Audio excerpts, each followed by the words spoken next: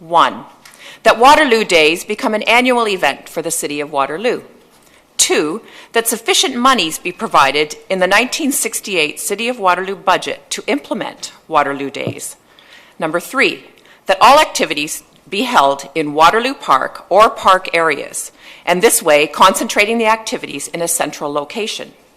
Number 4, that the 1968 Committee of a Whole be organized in a similar manner as it was this year, where all service clubs, sports groups, and civic boards and commissions are asked to participate. Number 5, that the 1968 committee be formed early in February of 1968, and that was carried unanimously. Waterloo Days, or Waterloo Centennial Days, as they were originally called, were a large celebration held throughout Waterloo in honor of Canada's first 100 years as a nation. They took place in late August of 1967 and featured sports events and competitions, live music, barbecues, and other entertaining events. There was even a puppet show and a dog obedience demonstration. The festivities also featured a large exhibit in the Waterloo Square shopping mall filled with artifacts that traced Canada's rich history since Confederation. And of note, the Boy Scouts of Canada received approval for their Apple Day fundraiser. There was an agreement to attend a dinner meeting for the Computer Society of Canada at the Cutton Club in Guelph. And Acme Neon Signs Limited was hired to conduct an installation of an addition to the Waterloo Square pole sign as per the City Property Committee. So there, and we have some visuals up on the screens, and I'd like to thank Karen Vandenbrink for pulling that up to celebrate our sesquicentennial this year. So welcome everyone to the Committee of the Whole meeting this evening, September 11th. Is there a disclosure of pecuniary interest, Council? Seeing none. The approval of the minutes from June 12th, Committee of the Whole meeting. Mayor Jaworski, Councillor Henry, all in favor? Carried. So we have a couple delegations this evening, and the first one is Metrolinx, an overview of future GO Network plans, and we have Gord, correct? Gord Troughton and Aaron Moroz, correct? Yes. All right, welcome. Hi. I'm going to do your slides. All right. All right. So good afternoon, Councillor Veith, committee members, city staff, ladies and gentlemen. Thank you for having us here today. My name's Gord Troughton. I'm the Metrolinx Director of Corridor Infrastructure for all the projects along the Kitchener line. Aaron Moroz is with me here today. I'd like to start the presentation by acknowledging the partnership with city staff in Waterloo and for the capital program that we have underway. I'm going to talk a bit specifically about what we're doing in Waterloo, but I'd like to set the table a little bit first. And I'm sure you all know congestion is one of the biggest challenges that we have in our region, and it's costing between $6 and $11 billion a year in lost productivity. Waterloo's population has grown and is growing higher than the regional average, so that's why Metrolinx is here. $100 million for extension of the electrification, and about $300 million to build an additional track, which we'll also talk about, to make it a total of 16 stations along the line. We will connect to Grand River Transit, Guelph Transit, Brampton Transit, My Way in Mississauga, the TTC, and Up Express, and eventually Eglinton Crosstown as well. Once the freight bypass is built, we're hoping to improve two-way all-day service between Kitchener and Union Station. So since 2011, when we started, we've doubled service to Kitchener. There's currently 4 rush hour trains in each direction, and 4 in the morning into Toronto, 4 in the afternoon, with regular stops also in the city of Guelph. We also launched in 2016 3 new bus routes and doubled service on a 4th with time connections between Kitchener-Waterloo and the GO network. So I'll talk about the rail infrastructure a bit. In order to bring 30-minute rush hour service, Sorry. 9, yep. Technical difficulties. So in order to bring the 30-minute service to Kitchener, we're expanding the GO network. It requires new track, new electric trains, new tunnel, and station renovations, as well as the new stations mentioned. One large component on the list is the 401 tunnel that we're starting to work on now. It's a new tunnel for a fourth track underneath the 401 where it meets the 409, and it's roughly under 21 lanes of traffic. So that's the first job that we've got on the go. In addition, we're investing in the corridor. The province has an agreement, and this is the freight bypass. We have an agreement in principle with CN to build a new 30-kilometer freight corridor between Milton and Brampton. Currently, CN owns that middle section of the corridor, 19-kilometer stretch between Georgetown and Bramalea. So we want to build the freight bypass corridor so that CN freight traffic can be shifted off the existing Kitchener corridor, allowing us to use it for passenger service. The new freight corridor will take up to 7 years to complete, factoring in the time for planning, environmental assessment, land acquisition, design, engineering, and procurement. And construction, which is the other thing. That's my part. Metrolinx and CN are currently undertaking a feasibility review of the proposed bypass. Part of that is an induction study as part of the corridor follows a hydro corridor as well, so we want to make sure there's no interference with the freight trains or the signals that they require to move along. And once that review is done, the corridor will be subject to an environmental assessment, and that'll include public engagement to help inform the preferred route.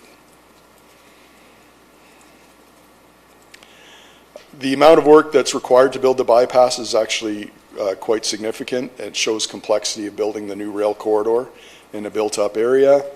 It's about 60 kilometers of track, up to 35 new bridges, modifying and relocating up to 17 hydro towers, and as much as about 3.4 kilometers of a major gas line. So there's noise and vibration mitigation as well, and addressing property impacts along the way. So in terms of the next steps, we're looking at negotiating the full agreement with CN. Once that agreement's in place, we'll initiate public engagement, have the environmental assessment, and continue the planning work to get the proper identified route. In addition to the bypass and other infrastructure improvements, we're also planning on electrifying. Currently, the electrification limit is Bramalea, so once we build the freight corridor and take over the existing corridor, we'll be able to electrify that. We will, however, as part of the negotiations with CN, see if we can advance some of that work while they still are operating on that part of the corridor that we're going to bypass.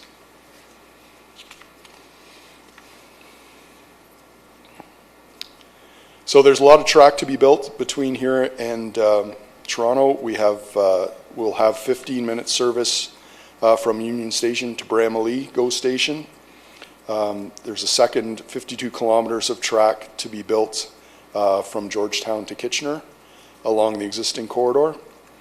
And the new stations that we have underway. And the Breslau station will also be done in the next few years. So in 2016, June 2016, that the Metrolinx board approved the new station at Breslau. We feel it's a good station or a good opportunity to draw riders from a wider catchment area and also support nearby transit-oriented development. We're also happy to be working with Waterloo Region to make upgrades to the Kitchener GO station as part of the King Victoria Transit Hub. It would see our Kitchener Corridor station relocated to co-locate with the Ion LRT station at the and with Grand River Transit at King Street. And details of the GO bus and rail facilities included in that station, as well as walking and cycling infrastructure, are under development with the region as part of the broader hub development. We're also improving the GO bus amenities at the University of Waterloo campus, stop along the LRT line. The project's being led by the region, and we've been asked to contribute for funding for 3 bus bays as well as 2 layover spaces. And we're awaiting the next steps on the negotiation from the region for that. Also on Shirley Avenue, we have a train layover facility that's just recently been built and opened. The layover is designed for overnight storage of the trains so that we can offer the early morning service to the commuters. The rail portion of the layover is complete, and they're storing trains there now. There's a second phase to go at Shirley, which is the new Go Bus facility. So it'll have indoor storage for 20 buses with capacity for both our single and our new double-decker buses, indoor fueling and washing facilities, and it should come into service in February of 2018. So as we add the additional service on the corridor, a lot of concerns are raised often about noise.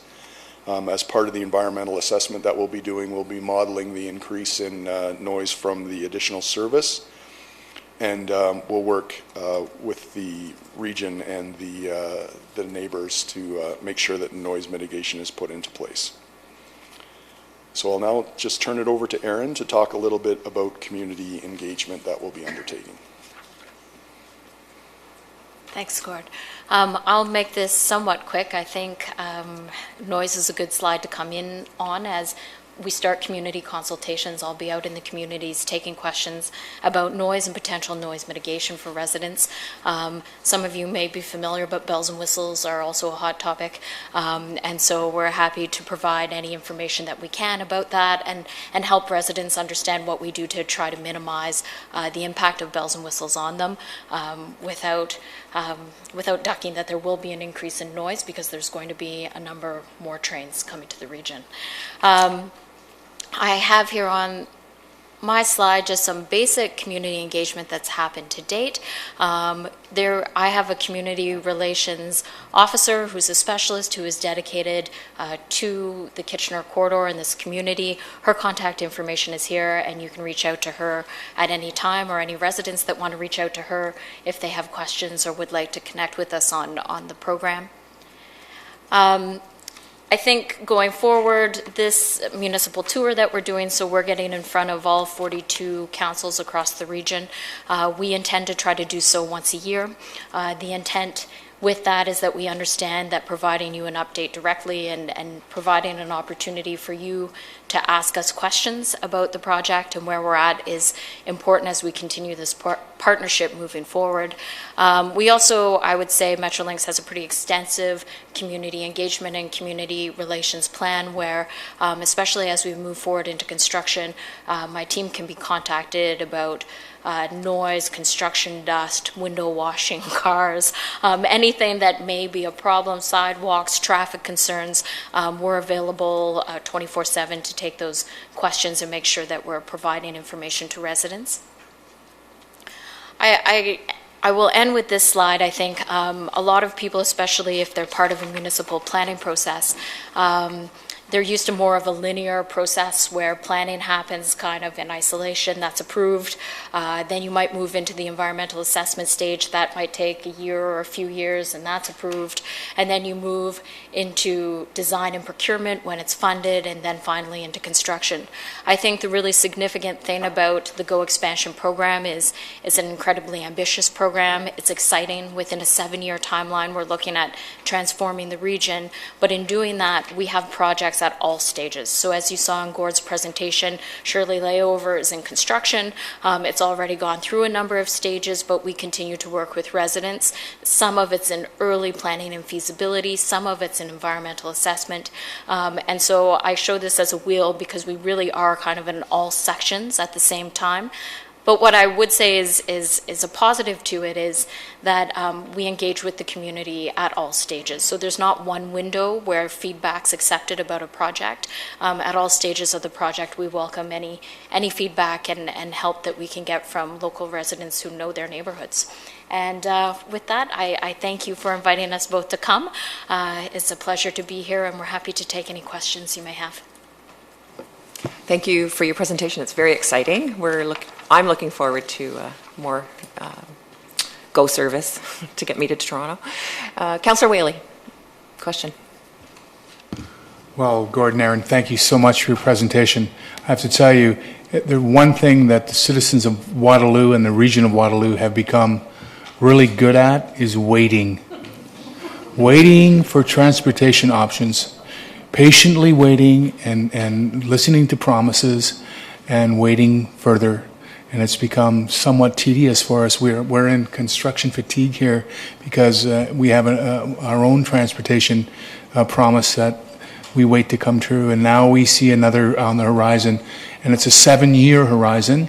And what we wonder, because we're so fatigued, is that 7 years seems like a big promises we've heard before. What's happening? What is happening concurrently with all? You said 35 bridges. That's remarkable to think about.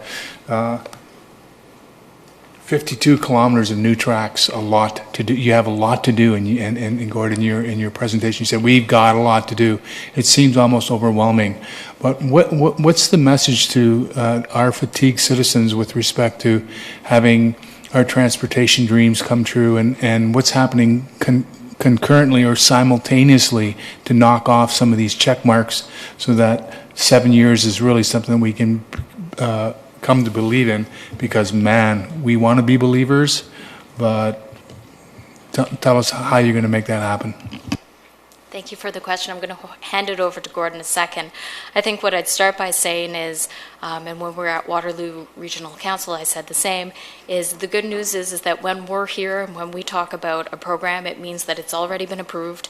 There's already funding on the table.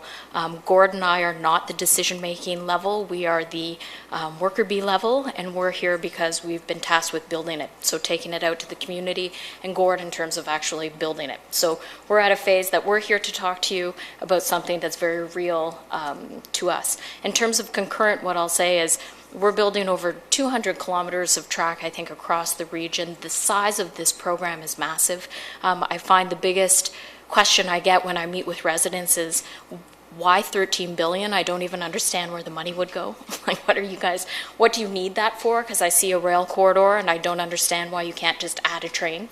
Not understanding, like Gord has explained to me, that the track condition actually between, it's currently owned by CN, is not in the greatest condition, so we do need to replace it in order to run more frequent service on it. So I would say there's a number of things happening concurrently, but Gord can speak more directly to within this program itself of how we're moving that forward. So it really is a system. So we need the track from Union to Kitchener. So we have started. The project that I just finished was the Georgetown South project, which was the infrastructure for the Up Express. So that has actually helped to build at least part of what we need for the two-way all-day service. We have the 401 tunnel that's being underway now, so that's the twinning of the tunnel I mentioned under the 401. But we're also aware, about a year and a half, I guess, ago, that we acquired the track between Kitchener and Georgetown, and we acquired that from CN, and it was leased by CN to the Goderich-Exeter Group. We know that there's a lot of slow orders on that track, so our operations folks are working, even with the service that you have now, to try and make that faster. It's a 2-hour trip now to Kitchener, from Kitchener to Union and back. So we're, even as we work to try and double it and make it as quick as we can, we'll be doing some improvements to the track to get that time down. And we're always negotiating with CN to try and get, if we can even get one more train. And as far as I know, I don't know if people have said, but you're the first stop in the morning, so you're probably everybody gets a seat. But when you're at Union Station, some of our trains are very crowded. So we've done some work along the corridors at some of the stations to move around the mini platform, which is the accessible platform, and that dictates where the train stops, so that we can now add a couple more cars to the trains that we have to increase at least the volume.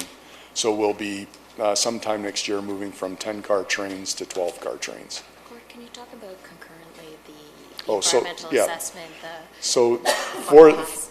as Aaron mentioned, the freight bypass, we're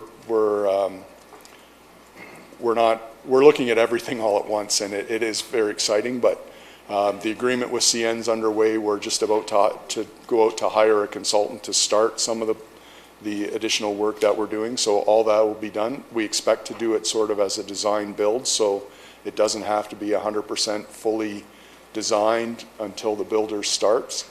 You know, they can pick the pieces off as the design builder's available. That'll all be done as part of the procurement. So we know that there's certainly a rush to get more service out. That's been very clear from everyone in Waterloo.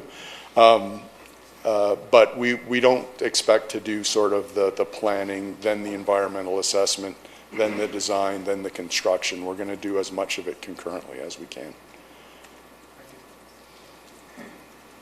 Thank you. Councillor Henry. Thank you, Chair Veith, and thanks, Gordon and Aaron, both of you, for being here. Hearing that there's an annual tour, I expect we'd have a chance to see you again, and that every year you'll give us more and more in terms of specifics and timelines. This is, the Shirley Avenue facility. That's great. It's one of the small pieces. There's some big pieces, I think, that picking up on Councillor Whaley's question, that we'd all benefit from seeing some much more specific itemized timelines from.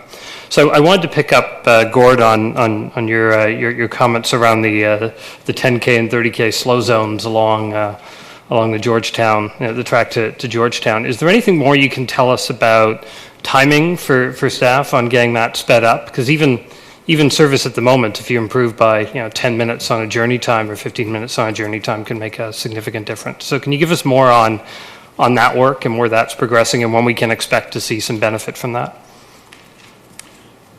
Well, I know there's a tire replacement program that's underplay. I think that's actually improved by just a couple minutes. The time we are having our operation folks will have. Oh, I did something wrong.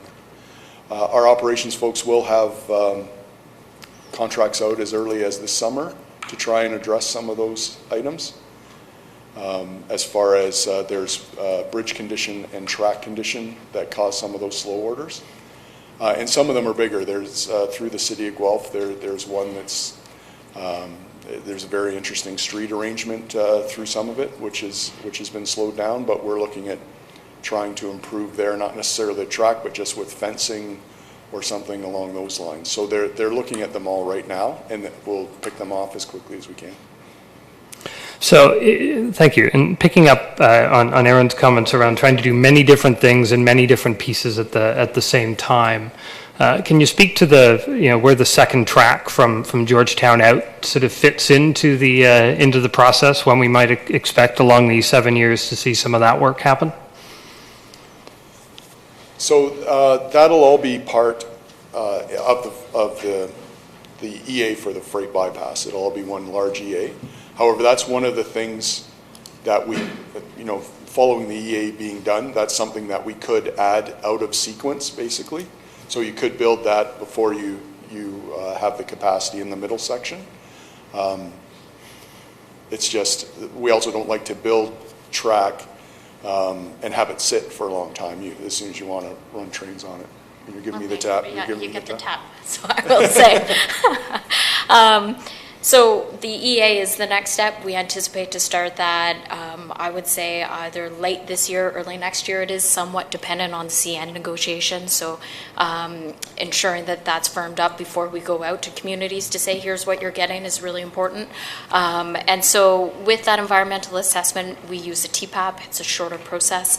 I know you have your own projects, so really once the TPAP's approved and we actually have an RFP on the street that gives us a construction timeline, is when we'll be able to come back to council with some real, to your point, some specifics around project timelines and when construction will start, et cetera. So we're here really early days, and that's our commitment to come back as we get that level of detail and provide it to council. So that's what I was expecting to hear, that there would be some contingency on that, because what you've said makes a lot of sense. But Right. and I appreciate also some track work before that on the track that's existing, because I think it helps for folks out here to see some tangible things, not just under the 401 and into Weston and in all those other places, but to see it actually out in this vicinity and to feel it, to be able to touch it.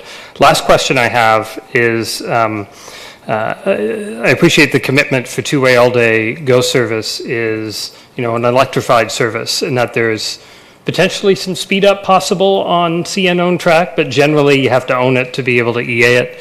Can you envision a contingency where, a scenario where the bypass track is done, the electrification work on the Georgetown out to here is not, or from Bramalea out to here is not done, and therefore we don't get trains? Or is there sort of a combined diesel-electric scenario that we could tide us over if we're waiting for a service? Sorry.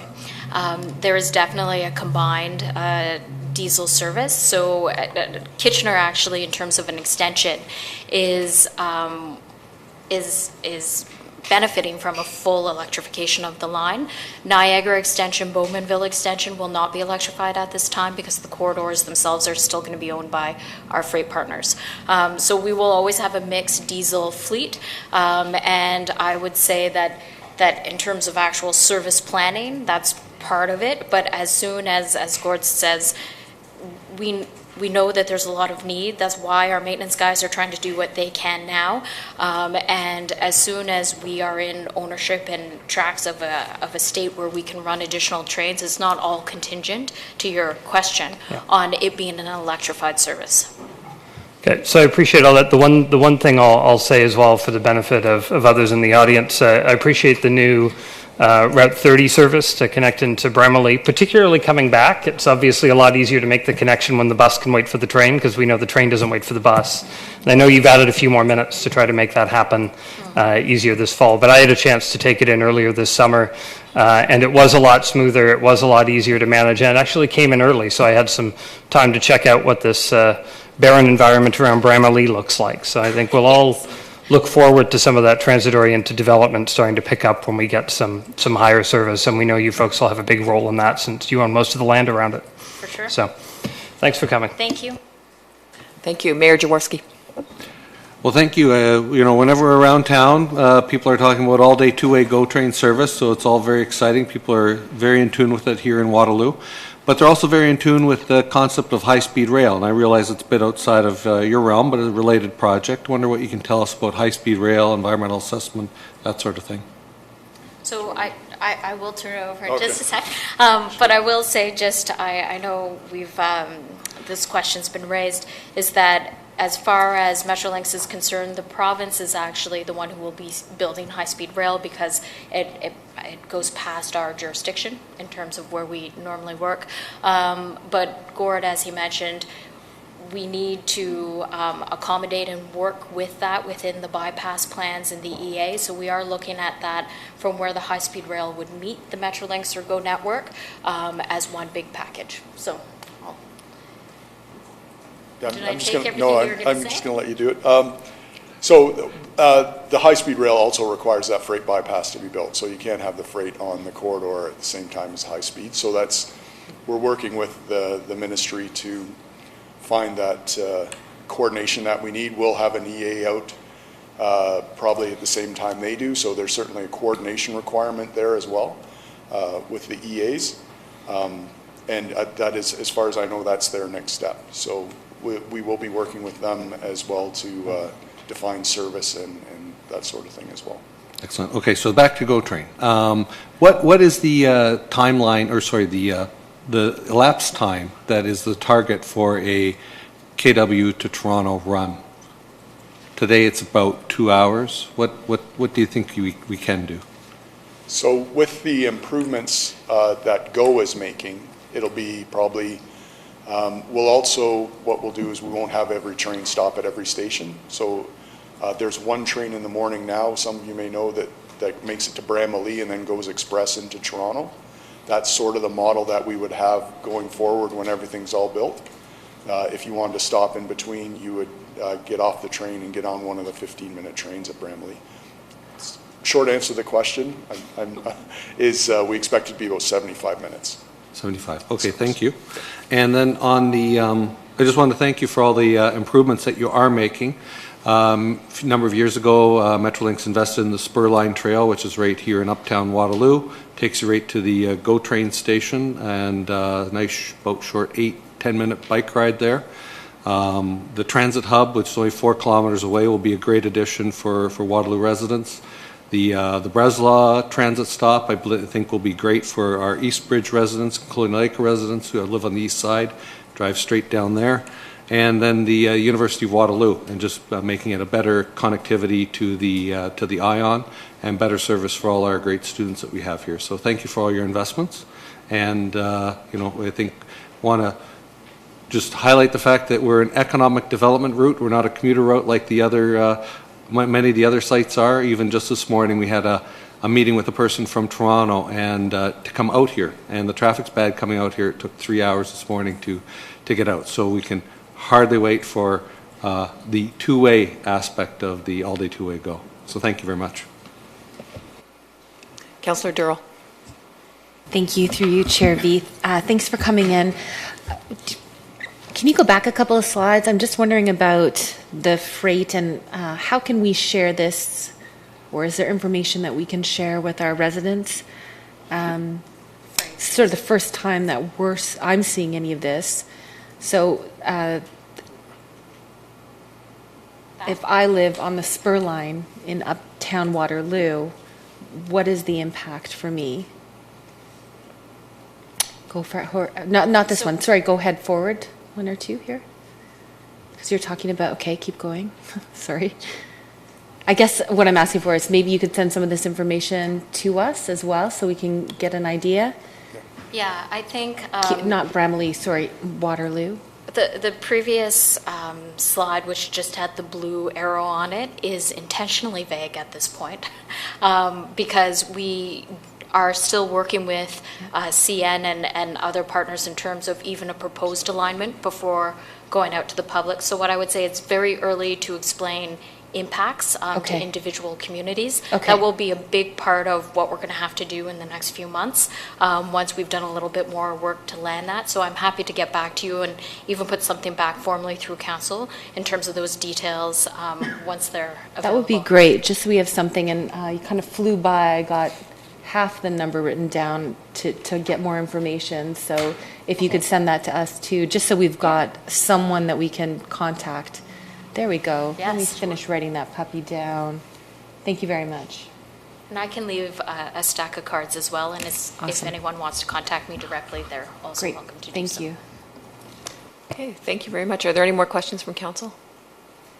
Okay, thank you so much for coming. That was a great update. Thanks very much. Enjoy the rest of your evening. Thank you. Thank you. Okay, now some exciting news from the Royal Medieval Fair.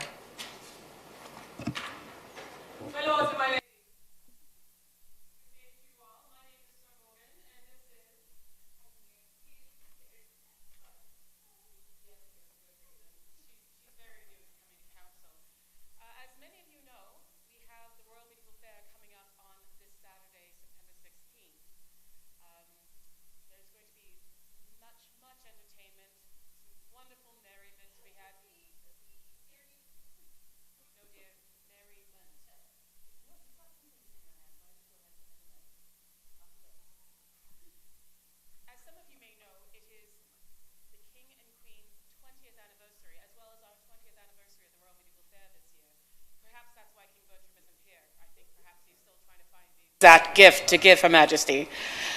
So we'd like to extend the invitation to you all to come join us on Saturday, September 16th, this upcoming Saturday, and we will have lots of fun. There's fighting to be had. There is, well, hopefully not by any of the patrons, but there will be an opportunity for people to take up the sword and try their hand at it. There's archery, there's games, as well as many, many entertainment and vendors. Awesome. Thank you very much for coming. Are there any questions from Council? Mayor Jaworski. I'll be there. We'll see you there, Mary. I'll be there, Mary. And we are very excited to have your presence, Mayor. Yes, very exciting. Always a great time, particularly with the families. And I see so many different activities there, probably close to 100 different activities that people can participate in, including just watching and walking around. So I want to thank you for all that you do for Waterloo Park. We're promoting it and again, taking use of our increased investment this year. So thank you very much. Councillor Thank you. Whaley. To prepare for the mayor's visit, you should watch the movie Men in Tights. I've heard of these movies you're talking about. I'm still not sure I approve of. It's like your cow, yes, dear. She's very pretty, isn't she? Yes, I'm not sure that I quite approve of shrinking people down and putting them in boxes. So, I've heard the story. I'll leave it at that. Yes. Okay. Thank you. Well, I just enjoy want the rest of your to. meeting.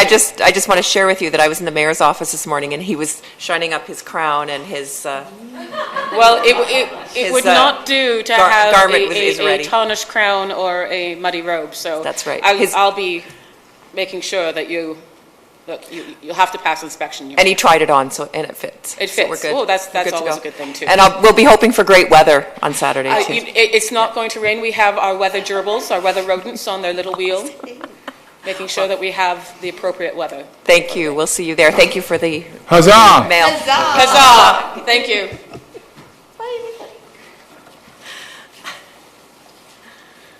Okay, moving on. Yeah, exactly. So we have no presentations, there's no consent motion tonight, but number 6 is a staff report, the East Side Library at Rim Park Project Progress Update, report number CORP 2017-067, and we have Karen Cian to start us off. Welcome. Thank you, Councillor Veith and Mayor Jaworski and everybody else. It's nice to see everyone. It's an absolute pleasure to be here tonight, bearing good tidings and good news in terms of our progress with the East Side branch of the Waterloo Public Library. This has been a long process, and Mark, I'm thinking about the mythical roads and rails that run to Toronto, and I'm glad to say that we're not going to be mythical, and we're going to be making a lot of people really happy in this community when we build this library on the East Side. I'm here tonight with a lot of people. If you look around, you see a lot of wonderful people who are here tonight, and they're part of the project team, the visioning committee, and the East Bridge Neighborhood Association also is represented by some members in the back, and also some interested members of the community are here because we're all part of the same team, and we're all part of the East Side. I'll call it the hashtag East Side Library team. And I have to thank this group of people for being so intent and driven and positive in making this dream of ours, our collective dream, a reality for this community. I can speak to 2 pieces. You're going to have a lot of information coming from the architect and also the project manager, who are both delightful. I'm going to tell you right now, they're just spectacular, so you're going to have to hold on to your seats because you're going to be thrilled. Jeff, you're going to be thrilled when you see everything. But I'll speak to process and I'll speak to community. The process has been extraordinary, and I've been here for a long time, and I've worked with a lot of people in this building, and I have to tell you, I'm really proud of what we're accomplishing together at all levels. And I'm going to thank again, and I always embarrass you, Steve, but I'm going to thank Steve Heldman again for being the leader that creates a space on a regular basis to bring open minds and a collaborative work spirit together. And I got to tell you, it's been wonderful to watch. And there's a lot of other players in there as well, but it has been an extraordinary process to date. We still have some heavy lifting to do, so it'll continue.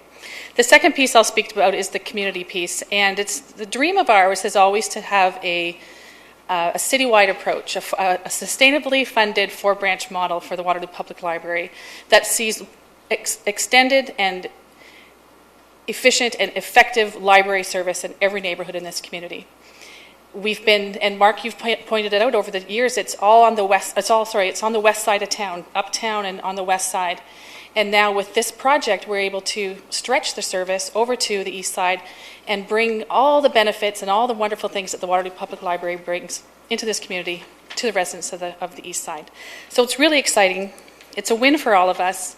And as you'll see from the reports you're going to see, and the report you received over the weekend, but also the information you see tonight, we're on a wonderful path to the future. So without further ado, I'll introduce Kevin. I think, Kevin, you're first. There you go. So come on up and take over. We have to say, at the library, this guy's a gem. We like him a lot because he's been marvelous. It was such a pleasure to work with, so thank you. Thank you. Well, thank you very much, Karen, for that wonderful introduction. My name is Kevin Van Udigam. I'm the project manager in facilities and fleet here at the City of Waterloo, and it is my pleasure to be here on behalf of the entire Eastside Library project team. And I just want to thank you this evening for giving us an opportunity to present to you and to provide you with a bit of an update on the feasibility study and where it's at today. So we'll get started. You may recall back in June of 2016, Council approved the advancement of a feasibility study to start looking at potential options for an Eastside Library at the Manulife Financial Sportsplex and Healthy Living Centre at RIM. So since then, we've formed a project team comprised of members from the Waterloo Public Library, the City of Waterloo, and Studio Canoe Architecture, and we've been working very collaboratively towards that mandate. I'll just skim through some of, I think, what are the important highlights from the council report in front of you this evening. There's a lot of great information in there, but a few of the key highlights from my perspective.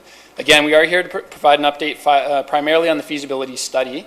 It is ongoing. It is nearing the end of its conclusion here relatively soon.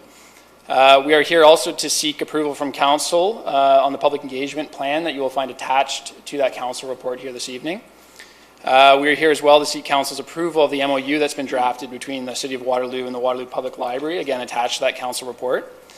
And we are here as well to seek approval of a funding transfer from 2 library capital projects over to the Eastside Library project.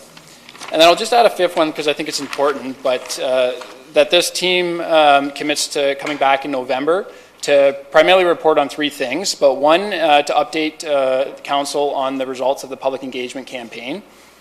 2, that we would present any refinements to the architectural design concepts as a result of that. And then 3rd, that we would bring options to council to consider as they relate to the operating costs for the proposed Eastside Library. Very quickly, just on the feasibility study piece in particular, I won't get into a lot of detail, but at a high level, there's been 3 phases to this project. The first was the needs assessment, which we've completed. And really the main outcome of that was to develop a functional building program. And what that allowed us to do is to understand what those core functions are that this building could offer to the community. So we've completed that. The second phase was conceptual design. And as you'll see in a moment, we explored probably a dozen or so different options for this library in terms of where it might be located. But we did focus in on about 5 of those core options to explore in greater detail. 3rd, schematic design, we're nearly complete, but we really narrowed our focus again down to 2 options, and then through our meeting with the visioning committee, we had a consensus on 1 option that we would like to take to the conclusion of the feasibility study, as well as to the public very shortly, hopefully. In terms of other related initiatives that have been ongoing that have been impacting this project, we've done some detailed cost estimating on the schematic design options. We've, as I say, we're intending to go to the public with council's approval in a couple weeks' time in terms of doing an open house and gathering some information. We are looking, or we have reached out to a number of community organizations. We've done preliminary parking analysis to understand the impact of this potential building at the Rim Park site. And as well, the team that's been working on the feasibility study has also been in close coordination with other teams working on various agreements like the MOU, as well as the library funding and operating agreement. So that's sort of a look at the work that's been done to date. In terms of next steps, as I say, the immediate next step for this team is to go to the public and conduct our public engagement campaign. That will allow us to complete the feasibility study in October. As well, the team that's working on the funding model will have their work done in October as well, and then we can come back to council on both of those initiatives in November. So at this time, I'll turn things over to David Warren from Studio Canoe. He's the lead architect and principal who's been with us for about the last 12 months or so. And I will say that we've been quite fortunate having David work with us. He brings a lot of really excellent and relevant library design experience. In particular, I'll highlight a couple of them because I think it's important, but you may have come across some of his work if you've ever been to the University of Waterloo School of Architecture's library in Cambridge, as well as the Kitchener Public Library Central Branch project. Both of those David was significantly involved in. So we're quite fortunate to have David on the team, and David will run you through, from an architectural perspective, the work that's been done to date, and hopefully leave you with a really exciting vision for the community on what this library could potentially be. So with that, I'll turn things over to David. Thank you, Kevin. And welcome, David. Thank you, Kevin, and the project team, councillors, and mayor. Thank you for inviting me tonight. I'm David Warren, principal at the Studio Canoe. Here's a few of my projects. Kevin already introduced them. So tonight we're going to give you a quick update on the design progress, a little bit about the progress and a little bit of the actual design of the proposed East Side Branch Library at the Rim Park Manulife Financial Sportsplex and Healthy Living Center, which is this, can I point? Not very well. Oh, that's okay. Up in the northeast corner of Waterloo. You can see the four red dots are the four branches, and the proposed one in the northeast corner at Rim Park, which sits in Ward 4 and is really kind of capturing the catchment just to the east of the Conestoga Parkway. The feasibility study goals were fourfold. What size of library would be needed to meet the needs of the community? The answer is approximately 13,700. What's the best location for Rim Park? You can see it in blue there. It ended up on the east side, and I'll explain why. Does the cost of this library meet the $7.8 million budget earmarked by council? And yes, it does. And what will it look like? Well, you'll see. So the first thing we did is we got together and discussed what is actually evolved in libraries, because they're constantly evolving. First they were books, then they were books and microfiche and DVDs, and today libraries are kind of focused at providing digital literacy to the community. So that includes e-books and 3D printers and a whole plethora of, internet and digital media, including audio, video, editing. You wouldn't believe what's going on in libraries today. And so this means that we need to kind of reconsider the design of a library, what that means and how to do it. So here's a quick diagram early on in the process to show where we were coming from. And we decided a focused collection of 40,000 books and other media was about the right size for the collection.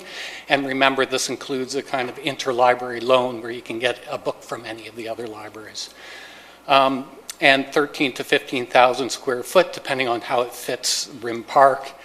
And then the diagram, which broke down into three wings. You have the staff wing in pink there, and then all of the book collections in green, and then the orange parts, the reading room, study, digital media makerspace, and program rooms are the kind of program space. And that's what's different about modern libraries, is that these rooms are noisy and active and have group study, and need a huge amount of flexibility to be able to change from day to day. The second thing we looked at what synergies can we derive from locating at Rim Park. These are things that are overlapping programs or overlapping services, and it falls into basically two buckets. One is the cultural programming synergies, where lectures and outreach programs and those sort of things can be shared amongst the community between the two, between the Sportsplex and the library. And secondly, and importantly, there's a lot of building services that we can work with at Rim Park. And in doing so, the library can save $2 million by locating at Rim Park versus building a brand new building on a greenfield site somewhere in Waterloo. And by including the existing maintenance team, garbage and recycling, security, another $1 million can be saved over 25 years on the operating costs. So where's the best place for this library, this branch library? We did a detailed analysis of the site. You can see the Rim Park building here at the corner of University Ave East and Millennium Boulevard. The line at the top on the north side is more of a service and fire route. The public generally come in on the south side. The building faces the south, and the two main entrances are from the south. So the south parking, as you can even see in this diagram, everyone ends up in the south parking lot. So we wanted to see if we could fix that a little bit. So without jumping to conclusions, we looked at all the possibilities a 15,000 square foot library could end up, and we narrowed it down to those 5 locations in pink. And after extensive analysis, decided that the east side of Rim Park was the ideal location. And the reason is that on the west side, where you have the turnaround area, is already a very active, energetic, and congested area. And so putting the library on the east side created a nice anchor program there. So you can spread the services and spread the people out throughout the building. Being on the east side also makes good use of the north parking lot there and creates the possibility for a great new landmark building right at the front entrance to the site. So here is the site plan as we're conceiving it. You can see that there's only minor site work. We needed a new driveway entrance on the north parking lot. And you can see along the south parking lot, we've cut some aisles where there's a kind of solid boulevard in order to relieve congestion. And actually, we ended up finding 34 new parking spaces by taking this approach. In total, we've met the parking requirements required by zoning and improve the congestion and safety of the site. New landscaping surrounds the building, and we've also got a sun terrace and a reading courtyard, a north entry and a south entry. So a really kind of very urban arrangement of the site plan. Here's a couple of drawings of the elevation. You can see that the Rim Park building is actually, it's sometimes subtle, but it's composed of curves, a little bit like the Grand River. And so we picked up on that and added a curve into the new library in order to kind of create a good fit between the existing design and the new library design. Here's a rendering from the front, and you can see that the really identifiable piece is this large hockey stick-shaped roof as you come into the building, which is kind of dynamic and kind of a original looking building. When you get closer up to it, you start to see all of the people in the library doing all of their wonderful things, and it's just a really nice way, a friendly and kind of community way to kind of enter this new space. Here's the floor plan. One of the things that's really important about realizing, can you see that hand? Where the blue staff area is existing building. So we determined that the existing change rooms there are underused, and in fact, it was the perfect location to put the staff because they get tucked out of the way, making the rest of the building open to the public, and it works perfectly for how the book drop and the help desk work. So it really worked out to be a really nice plan. And you can also see the purple areas, the rim, so part of that existing structure we're kind of resorting into sports equipment storage. And if you take a section through the collaboratory space, which is the green space on the bottom, and the upper circulation space, it looks like this. So on the left-hand side is facing south, and that beam of light is the sun coming in, and the big overhang stops the summer sun from overheating the space. But in the winter, the sun will come in, and this is a great strategy for passive solar design and helps us get our LEED Silver accreditation. The other thing is the collaboratory, which is the noisy space, has tall ceilings with sound absorption in the ceiling, and the collection space is a bit lower, again with some sound absorption in the ceiling, but the books become baffles, sound baffles too. So because of that, the collection area is also the quiet study area. Here's a front elevation of the building, and you can see from left, you see the entry canopy, and then a series of stripes, white stripes, which are solid, and then the glass. So it's a kind of a design of solid and glass. And in the evening, it will glow at night, and at kind of dark in the night, it can light up like a lantern. So just taking a slightly closer look at the front entry, there's the front entry plaza, big front entry welcoming plaza, which leads to a shared lobby, and you turn left to go into the RIM building and right to go in the library. And we also have a book drop in this shared lobby that would be accessible 24/7 to drop your books.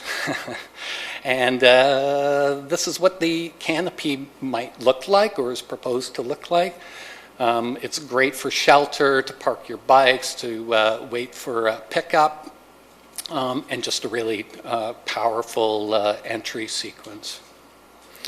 And a closer look at the public space. So the program room in the bottom left hand corner has an access door outside for after-hour use, and then a big movable wall. And what's crucial about this collaboratory is that it's mostly made of furniture. So you can move the furniture around or even push it out of the way for really big public events. So it's extremely flexible, and that's what libraries need, because they're constantly changing and need that flexibility. And the upper wing, the circulation wing, you can see all of the book stacks there. And around the perimeter is the study carrels and all the quiet spaces for reading, including group study rooms on the far right-hand side. All the views are onto reading courtyards or sun terraces. And this is an example of what it might look like on the interior, with the help desk on the left. Some new arrival books in the middle, and all of the study makerspace on the right. If we zoom in a bit, you can see on the far right there's a proposed gas fireplace to cozy up in the winter, and in the middle here is a glass room for computers, and it can be shut down because all the kids come in after school and want to play multiplayer Minecraft, and it can get quite noisy. So that's a tour of the design to date, and if I could just show you the video. Do we have time to take you on? This thing's not moving.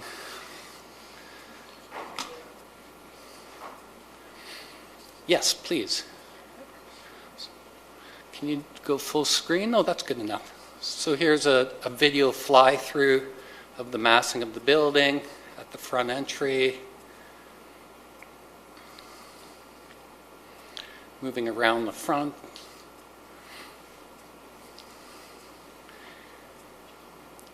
In through the main doors, the shared space and book return, then down the hall into the main library space. Oh, there's the green room music studio on the left.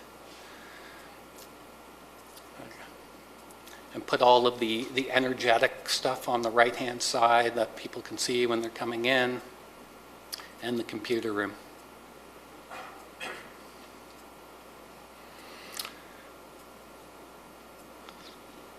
So that's where we've gotten to as a design team, and I look forward to any questions you have. Thank you. Thank you, David, for that presentation. That's so exciting. Any questions from council? I think so. Yeah. Pardon? Okay. Councillor Whaley, go ahead. One of the advantages of being the old warehouse horse on council is historical perspective.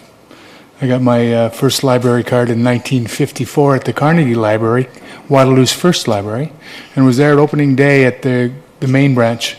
And there was a big celebration that day for the city, and I happened to be there as a young boy, a decade later after I got my library card.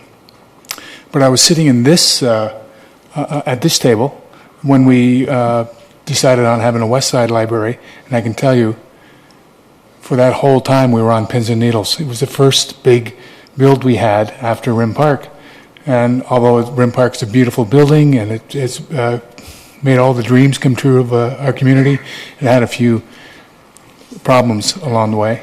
So the first big thing we ever did after that was the West Side Library, and it was a tripartite agreement with the University of Waterloo, with the YMCA, and with the city. And we were on pins and needles. We were scared to death. And when we walk into that library today, we're astonished every time we're in there, thinking, wow, we pulled it off. But I can tell you that this East Side Library, the ESL, is a little different. We're so brimming with confidence because it's our land, it's our library board, it's our team that we see together tonight, and it's our community. We're all in it together, and there's such a sense of calm for me after trials and tribulations and a lifetime of a deep love for our library to see this coming together tonight, and I'm humble and proud and delighted. Mayor Jaworski. Well, I guess I'll be first out of the gate to say it looks spectacular. That's just a wonderful rendering, great placement. It looks so exciting. For Canada's education city, where that's what we have here at our universities and college system, and our play in that realm of educating our citizens is really through our library system, particularly, and to have something that spectacular on the east side is something. And I think what really sets it off for me is you're going to be reintroducing libraries to a whole new generation, because at Rim Park we have hockey, we have basketball, we have sledge hockey, we have the soccer, and as a soccer family, a hockey family, being there an hour early and an hour after, it's an opportunity to take the other children into the library, become reacquainted with things, to learn actually about 4 to 6 days a week. So we'll actually have to work on the hours on that. But anyway, it's just a great opportunity to connect everybody. Great location, looks spectacular. I actually did have one question, David. On one of the slides you talked, it showed up a pop-up library right as you come into the entrance, and I don't think we talked about what that might look like. Does that give accessibility to some materials outside of operating hours, or is it intended to be an introductory site, or could you tell me a bit more about that? Yeah, good catch. It's because the library is a little bit tucked away. That pop-up library is a bit of a almost window display facing the east lobby, where the seating and the cafe are in the existing Rim building. So it's a great place to kind of tell everybody that the library is here, to display new books or seasonal displays, or any sort of other kind of interesting way to kind of communicate to the public. Great, thank you. And I had the opportunity to do a CTV shoot at the Harper Library with Laura the other day, and even during a regular day it was packed, and we got to show off our new checkout system for ThinkPads and iPads that we have there, so it's self-service completely. So that's a wonderful thing for everybody to go check out at the Harper Library. It's operational as of Saturday, I think I was there. I was working. So thank you. Thank you. Councillor Freeman. I didn't have any questions, but I did want to make a few comments. When the time's right, I'd like to move the motion. There's a few elements that are in the staff report that I just wanted to raise at this time. So with regard to the public engagement process, it's starting next week, And the images will be available, as I understand it, on the Waterloo Public Library website, so that's where people can go and look for them. And then also on the WPL website, there will be an online comment form that people can take part in. And so I'm hopeful that links to that can be tweeted out by the city communications department, and we can encourage everyone in Waterloo to get out there, because obviously a lot of families use Rim Park for recreational activities and they live all over the city, so I think we'd like comments from everyone. A couple of comments on the report. The LEED Silver certification is I think we have to achieve LEED Silver at a minimum, because that is basically the Ontario Building Code now in terms of energy conservation. So it's really not going above and beyond the Ontario Building Code. And I would appreciate the council's support that we not actually pay for the certification, because those resources can be used elsewhere. I think the most important thing is that we achieve those energy savings and that we track them and understand that we've done that. But the cost for the actual certification process doesn't bring us added value. We could, because that's in the construction budget already, we could ask staff to consider reallocating that so that we get closer to a gold standard, so we actually realize more benefit of that money than just through a certification process. So that's what I'd love to see done on that front. But it would require a slight diversion from one of our policies, so we'd have to look at that and talk about it again. But I too am really excited. This is so, it's so needed on the east side of Waterloo, and Councillor Whaley has identified in the past that there is no library services east of King Street. And all of our libraries are on the west side of King Street. And so this is a really big deal, and it's a really big day. And I'm thankful for all the work that's gone into this. And I'm really, really, really excited to help build the social media around this and get citizens out to comment on these designs and tell us if it meets with their expectations, or if there's something they'd like to see tweaked, and build some excitement around how it is that we're going to fund the operating side of this library. So thank you again, and if it's appropriate, I'm happy to move the motion. I just have a couple comments as the library board liaison for council. It's so exciting that this is coming through now, and it's just been great to see the excitement from the board and our library staff too, who are so involved. So I'd like to thank them for coming out. For the volunteers, we have Ian Gilchrist, who's here. He's on the board, and we also have some East Side citizens that have come out to show their support tonight too. So thank you all for coming tonight. So we have the recommendation here, and Councillor Freeman has moved the motion. Councillor Whaley seconding the motion. Are there any more comments, questions? Councillor Henry. Just wanted to pick up on Councillor Freeman's almost side point in terms of policy for our green building standards. I'm in support of staff also going back and taking a look at what might make sense in this instance. If there's one thing I hear, a lot from folks on the academic side as well as some in the building industry, it's just the sometimes sheer madness of what achieving a LEED certification requires on your site for the incremental value of being able to say you got it, even if you knew you had it. And so assessing on a value for money basis, I think it's useful to understand this. I get asked a lot why our green incentives in Northdale perhaps haven't been taken up. They generally require a LEED certification. These projects are thin in terms of their timelines to get done, as we know, every September. It wouldn't surprise me if that's why we don't get any of those applications, because LEED is a pain in the butt for the incremental value of not much these days when the Ontario Building Code is ratcheting up. So I just wanted to offer, since Councillor Freeman was looking for support on staff looking at that, I thought I would do so.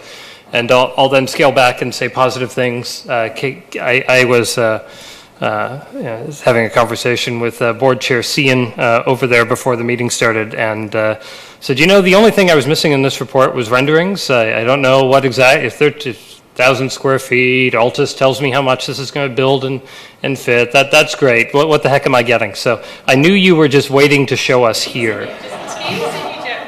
You know how much I like it when you do that.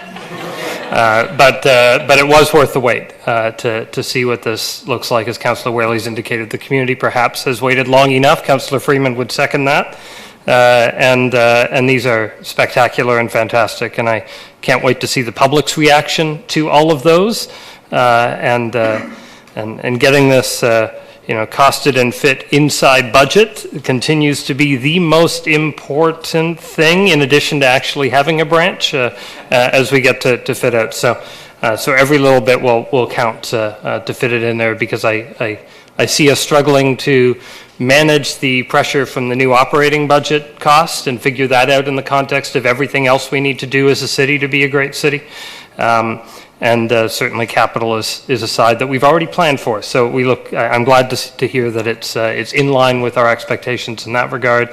And I imagine this will exceed the community's expectations in terms of how spectacular this building is going to be for them. Thank you, Councillor Henry. If there's no more questions or comments, I will call the vote. All in favor? Is that everybody? Okay. Okay. Thank you. That was great. Thank you. See you next time.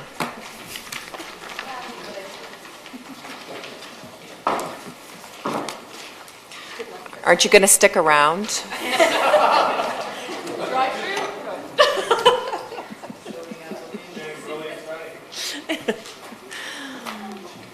Okay, so the next item on the agenda is an informal public meeting. Zone change application Z17-13, 5 West Hill Drive, Sifton Properties. And I will read the procedure for this. This is an informal public meeting to consider zoning bylaw amendment application Z17-13 for 5 West Hill Drive, Sifton Properties Limited. There will be no decisions made tonight. Council and the public are seeing this application for the first time. Council is looking for feedback from interested parties with respect to this application. Tonight's comments will be taken into consideration in developing a staff position on this application, and a staff report will be considered by Council during a formal public meeting at a future meeting. All property owners within 120 meters of the subject lands and anyone who signs the registry will receive notice of the formal public meeting. Anybody who wants further notice of this application, including the formal public meeting and passage of any bylaw, should sign the appropriate registry located on the desk at the rear of Council chambers. If there is more than one registry, please make sure you are signing the appropriate one. The planner will now provide a brief overview of this application, and we have Daniel Watchorn, Development Planner. Welcome, Daniel. Thank you. Thank you, Chair Veith, Mayor Jaworski, and Council. So, zoning bylaw Z17-13 was submitted by Mr. Mark Sinden on behalf of Sifton Properties Limited.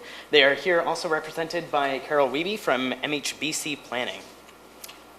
So, the subject lands, the site on this image is located at the southeast corner of Herb Street and Ironitos Boulevard. Directly to the south of the site is an 11-story retirement-oriented apartment, which I believe was just completed. Further to the south of that is another retirement-oriented apartment, and of note, both of these apartments are owned by the applicant as well. So directly to the west, there is a major retail plaza that has a variety of major and minor retail and restaurant uses, including a Boston Pizza, which directly fronts onto the roundabout. To the northwest, there is another major retail plaza, which contains the Canadian Tire at that property. And of note, in relation to this application, there are 2 banks that contain drive-thrus there. And fronting onto the roundabout is a Starbucks with a drive-thru as well. Directly to the north of the site is another smaller retail plaza, which again contains some restaurants and smaller retail-oriented use. Directly to the east is currently vacant land, and then further to the east and to the northeast are generally single detached residential neighborhoods. In terms of the official plan, the site is designated as convenience commercial. The convenience commercial designation is intended to have small-scale retail, banks, offices, and restaurants that are generally there to support the day-to-day and the weekly needs of the local residents. In the convenience commercial designation, restaurants are permitted. However, drive-thrus are permitted as well, with the caveat that they have to be located along arterial roads. This subject land is located along arterial roads, being Iron Needles Boulevard and Herb Street West. The site is designated as a minor node, with the height and density provisions as the medium, high density, and a 40-meter height limit. The lands directly abutting to the south and to the east have that same medium, high density and 40-meter height limit. In terms of the zoning to this image here, the lands are zoned as MXC, or mixed-use commercial, and there's site-specific bylaw number 2014-021 also affecting the lands. So the MXC zone, furthering the convenience commercial designation in the official plan, allows for a wide range of commercial uses, and restaurants are one of those that are permitted. Now, drive-thrus in the MXC zone are not permitted. The site-specific bylaw that has been applied to this property has further restrictions on it compared to the MXC zone. One of those is a 50% street line build-out along Iron Needles Boulevard and a minimum building height for restaurant uses of 5.5 meters. Also of note for the zoning, the retail plazas both to the north and to the east are zoned as MXC with their own site-specific provisions, and the lands directly to the east are currently zoned MR12. So this is a conceptual site plan that has been provided to us for this zone change application. So the applicant is seeking to get 3 different reliefs from that zoning bylaw. They're looking to add a drive-through to reduce the minimum height requirement for a restaurant from 5.5 meters to 5, and to eliminate the street line build-out requirement along Iron Needles Boulevard. These provisions will facilitate the development of a restaurant with its own drive-through. So the restaurant itself will be 260.8 square meter floor plate. There will be 36 parking spaces provided, and there will be a drive-through with a double stacking lane for a portion of it. Another piece to note about that drive-through is this is a configuration that has been seen at other restaurants within Waterloo region. Vehicular access will be provided to the site by right-in, right-out entrances along Iron Needles Boulevard and on Herb Street West. There will also be vehicular connectivity through West Hill Drive in the back through the site. There is going to be pedestrian connections through sidewalks along Iron Needles Boulevard and Herb Street West. There will be a pedestrian path linking West Hill Drive to Herb Street West, and there is an internal pathway system that will connect the 11-story apartment building to the south to the restaurant. The restaurant itself will be oriented towards the street and towards the roundabout. There will be a front entrance that is directly abutting the roundabout, and there will also be a rear entrance that will serve any patrons who are parking in the parking lot. And there is also an outdoor patio that is proposed between the restaurant and Herb Street West. The submitted plans and studies were a planning justification report, a stationary noise impact report, a conceptual site plan, which you've just seen, and the conceptual building elevations. Something about the stationary noise impact report, that was done to assess the impact from the restaurant and the drive-through on the neighboring development, specifically on the apartment buildings to the south of the property. And we will continue to work through this application, work through the submitted materials, and we'll bring back a formal public meeting to council at a later date.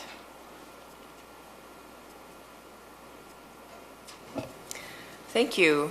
Does any councillor have questions for staff? And please remember that this is an informal public meeting and only questions of clarification may be asked. Council members should not express opinions at this point. Councillor Henry. Thank you, Chair Veith, and welcome, Daniel, to presenting at council. Congratulations on getting handed the file and walking it through. Should be a good experience. Question I have for you, maybe for Trevor. In my recollection, I thought we had seen in the past a request on these lands for a drive-through restaurant use. Was that the case? Can you refresh my memory? I'm sure I don't have to refresh your memory, Councillor Henry. You have a very good memory. And you are in fact correct. The application was originally submitted in 2011, and it came before council in 2014, and it resulted in the site-specific bylaw that zoned the lands MXC. At that time, council expressed reservations about the design of the roundabout, or of the drive-through, and some councillors expressed reservations about a drive-through period, and as a result, the concept of a drive-through was deferred. The remainder of the project was approved. And we do have an image here which we can show of the previous design. And at that time, one of the main concerns with this particular layout at that time, it was a larger restaurant, as council will note. It's about half that size now. But the main pedestrian connection from the apartment building to the restaurant crossed both lanes, both the in and out of the drive-through. And what council will see from, I'm almost taking Miss Weeby's thunder here or from her presentation, but I'm sure she will point out that the pathway has actually been oriented away from the drive-through, such that if I was leaving this building, I would have to cross that lane, which is the entrance into the site, but otherwise I would walk around the drive-through and not have to cross any other vehicular paths before I can enter the restaurant. And as Daniel correctly noted, if I was coming from the east, I could either take the Herb Street sidewalk. If these lands are ultimately developed, there's a 3-meter wide planned pathway that the city will be constructing from the end of West Hill out to Herb Street, in which case I can then walk into the front of the restaurant here. The desire lines to access this restaurant are mostly from a pedestrian perspective in this area and from Herb Street. To go from here all the way across is really not going to be any faster than taking the more safer pedestrian routes. So to summarize, that was one of the directions that the applicant was given, was to go away and explore other ways to develop this site with a drive-through, and if they did have an alternative design, to come back before council.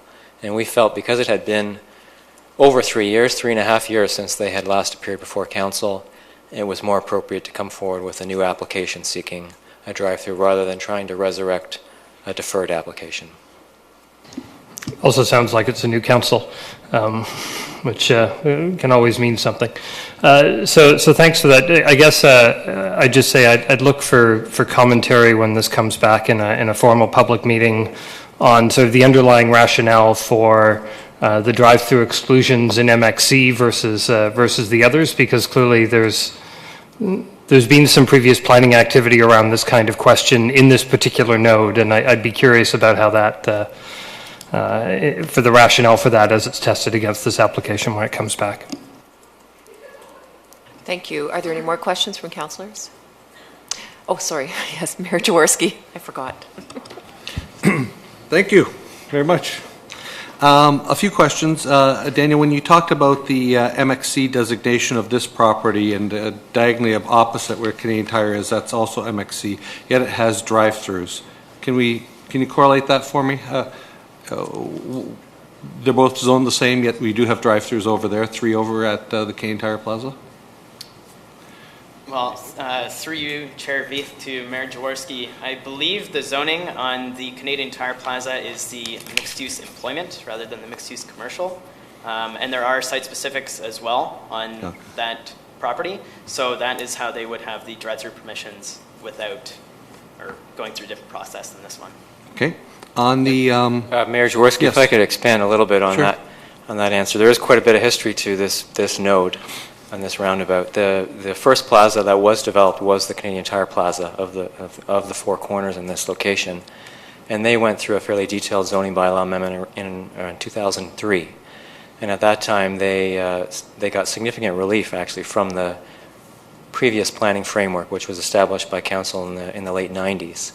And as part of that framework, they had a number of permissions, but also a number of restrictions. And one of the things they got, in addition to a Canadian Tire, was the ability to have drive-throughs with some of their uses. But they had a number of, countering that, they had a number of restrictions on how much retail floor space they could have and the scoping of uses. So that site was comprehensively planned, and one of the things that was considered appropriate at that time was a drive-through for that site. The other 3 corners have the MXC zoning, which when approved by council inherently did not permit drive-throughs. So if you wanted a drive-through, you would have to seek a change to that zone. Okay.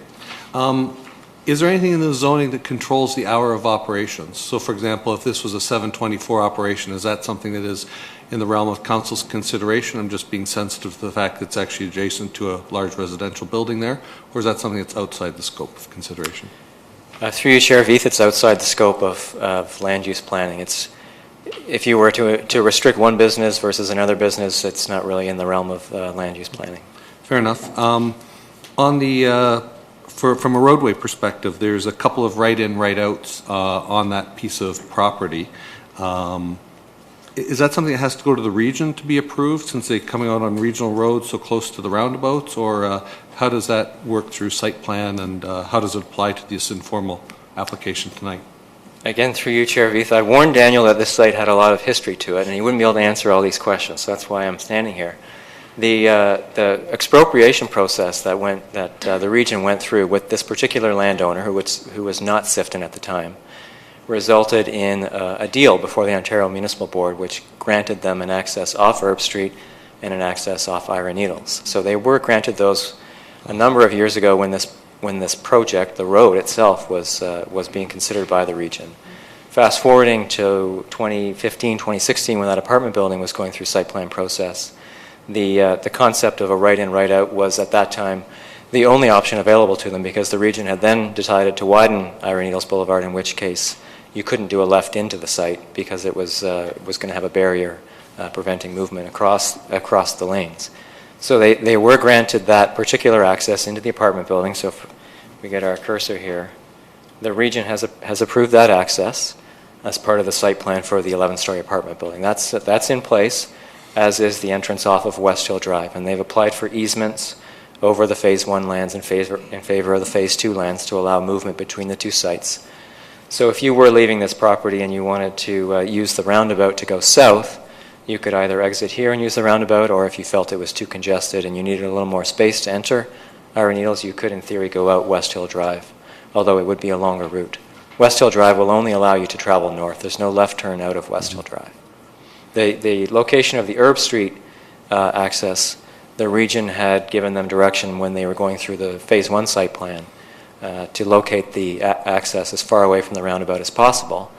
And as part of our discussions with Sifton through the Phase 1 project, they actually purchased land from the City of Waterloo. This top portion actually used to be, in fact, it's easier to see on this. And we can see the line here in this location. This actually used to be part of the West Hill road allowance that connected with Herb Street before Ira Needles was constructed.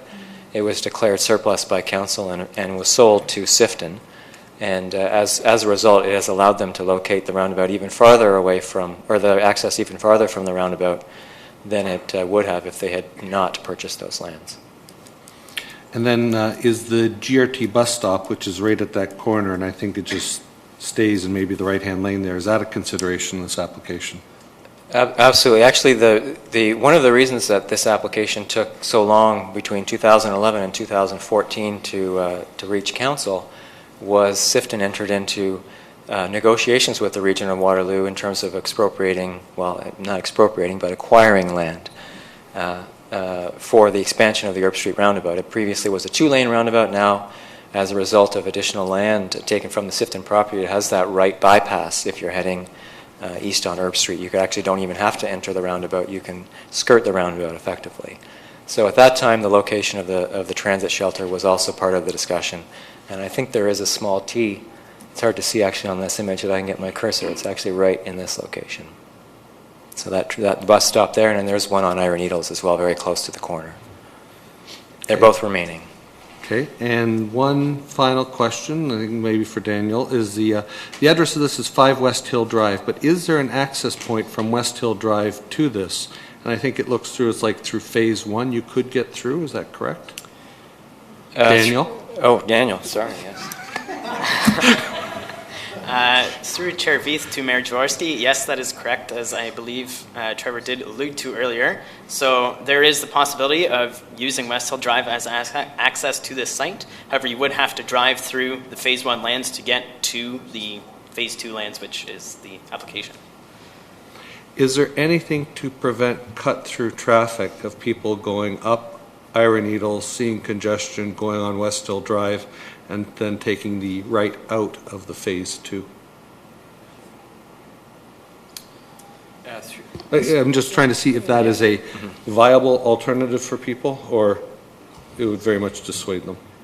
It's, through you, Chair Vita, to Mayor Jaworski, it's theoretically a viable alternative, although it's a circuitous route to get to the restaurant. It would, even with a little bit of backing up on the Herb Street roundabout, it would likely be shorter to actually use the Ira Needles entrance. Okay, thank you. Thank you. Councillor Freeman. Through you, Chair Veith. I just have a couple of questions. I don't know whether you'll have answers to them tonight, but I was looking at the planning justification reports, and I didn't see any studies being commissioned with regard to emissions from idle emissions and the effect that those might have on human health of the citizens residing in the building. And I also had questions with regard to odor and compatibility between the two properties. And then I found it fascinating that in the justification report it says the restaurant's intended to function as a sit-down restaurant, but there's 18 cars and a double stacking lane shown here. So I think I'd like more information about, really why this is required if it's intended to be a sit-down restaurant.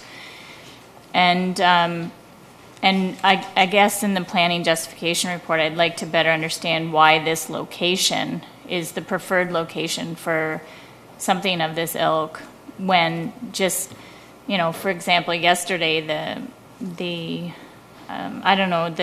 restaurant, the McDonald's that's at the corner of King and Columbia Street, it's got quite a bit of stacking for cars in the drive-through, and they were stacked out onto Columbia into the intersection at King. And so, this stacking lineup, I guess it stacks all the way through the Phase 1 lines if it's going to come back. But I just would value getting more information on that. And typically when we have mixed use, we wouldn't have, typically when I think of mixed use, I think of it happening within the same structures as opposed to broken into two phases. So it would help me to better understand why this is the preferred solution for this site. So those are all questions that may or may not have answers tonight. Through you, Chair Veith, I suspect it would be fair to give Ms. Wiebe an opportunity to answer a number of those questions in her presentation, as she was the author of the planning report and would be better able at this point in time to speak to the merits of the application. Okay, are we ready for the delegation? All right. Thank you. Thank you, Daniel. Good job. Ms. Wiebe?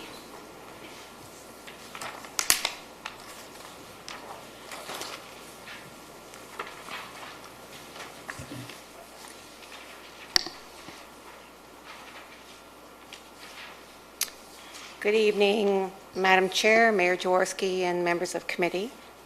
I am here this evening on behalf of Sifton Properties Limited, and I am not going to repeat a lot of the material that staff presented to you, but I will provide a little bit more history. And like Councillor Whaley, if you've been around long enough, you actually do have some history on this, and so we'll go through.